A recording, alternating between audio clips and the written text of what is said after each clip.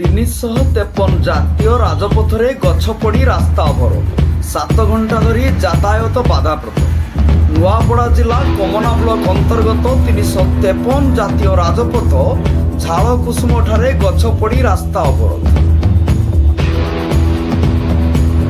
ଲଘୁଚାପ ଜନିତ ବର୍ଷା କାରଣରୁ ଗଛ ଉପୁଡ଼ି ରାସ୍ତା ଉପରେ ପଡ଼ିଯାଇଛି।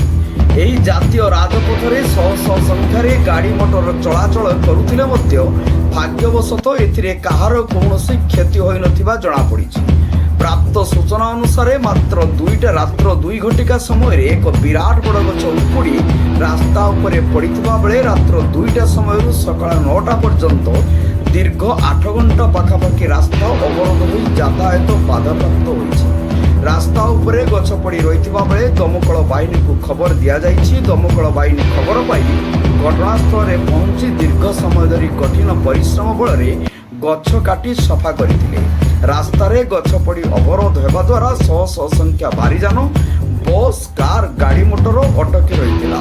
ବର୍ତ୍ତମାନ ଯାତାୟାତ ସ୍ୱାଭାବିକ ହୋଇଥିବା ଜଣାପଡ଼ିଛି। ନୂଆପଡ଼ା ଜିଲ୍ଲାରୁ ପରମେଶ୍ୱର ମେହେରଙ୍କ ରିପୋର୍ଟ, ଜନତା ଏକ୍ସପ୍ରେସ।